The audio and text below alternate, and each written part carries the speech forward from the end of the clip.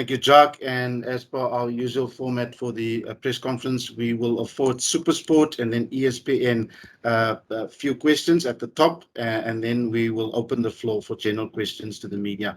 Therefore, we say good afternoon, Matthew Pierce from SuperSport. Thank you, Rayan. Good afternoon, Jacques. Yeah, you said a couple of changes, just the 6 in the back line and 4 in the forwards. How important in this selection was balancing continuity of result coming out of a successful series and wanting to maintain that, but also giving other players in this broader squad an opportunity that they've been desperate for to play Test rugby? Yeah, Matt, firstly, if I can start before I answer that question, or I'm going to answer it, but I want to just start off by saying that with the changes that we made, there's absolutely zero disrespect for Argentina. Argentina, and we had an open, honest conversation with the players. You know, Argentina, since the Rugby World Cup, have played 7 test matches, and they've only lost 1. And if you look at the test matches that they played twice against New Zealand, twice against Australia, twice against Wales, who's the reigning Six Nations champions, and then once against Romania. And out of those 7 test matches, they've only lost 1. So not at all is it any disrespect. But like you rightly say there, our challenge is that we have 5 big test matches on a trot, 5 consecutive weekends on a trot, in saying that that is the 3 British and Irish Lions test matches, and then obviously the 2 big test matches against Argentina. And yeah, unfortunately, we're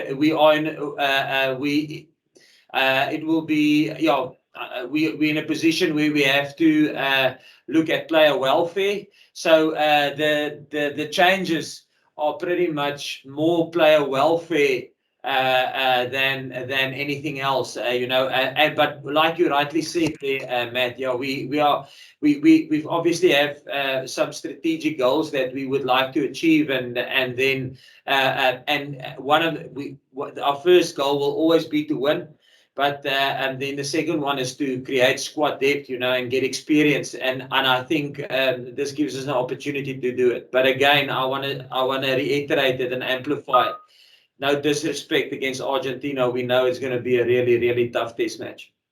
But Jacques, as much as you're obviously in this selection presenting opportunity to some relatively inexperienced players, there's also balance. If you look at the second row, the midfield, but then also coming off the bench. Yeah, I think, Matt, if you look at, if you can almost look at where we made the changes, you know, yes, we've got, I won't say new, but obviously the front row, starting front row, haven't played for a while. You know, Ox played the first test match, and Joseph, he played in the SAA game, but this will be his first test for South Africa. And then Wilco is not new to the Springboks. He's played and been with us in 2018. So he's a new addition, or not a new addition, but he's a new old guy coming back. But then, yeah, there's lots of consistency, I would say, in the second row. And then again, like you rightly said, I think if you look at the front row coming off the bench, it's the same guys that finished the test match against the British and Irish Lions. And then, obviously, there's new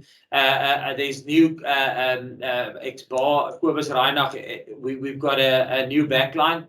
But then also the guys coming off the bench are Herschel and Mornay, who came off the bench in the last test as well. So I guess what you rightly say is that we're trying to balance between getting players in the mix, but also try and mix it with guys who's been playing consistently and who's been in the thing. Final one from me, Jacques.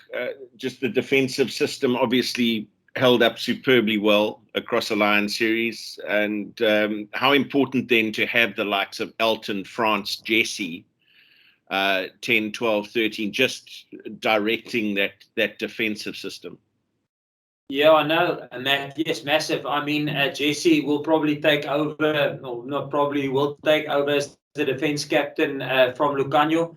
Yes, I said it after the test match. We are really fortunate to have two world-class 13s, and then I'm not even mentioning a guy like Frans Steyn. So you say, if you look at the experience between those two players, I think Jesse is 3 or 4 games away of playing 50 test matches for South Africa. And France, I mean, he's beaten the British and Irish Lions twice. So, I mean, it's nice to have a midfield like that. And then obviously Elton, has been part of our squad since 2018, been consistently part of our squad. So it's nice to have them, and there will be a big responsibility on their shoulders, in terms of the communication and stuff going through to Damien, Sabu, and Apilele. And again, Damien has been involved through all the matches that we've played currently. Sabu is not a newcomer, and Apilele will be his second test match. But yes, they bring a lot of stability there in the midfield, and their communication will be vital for us.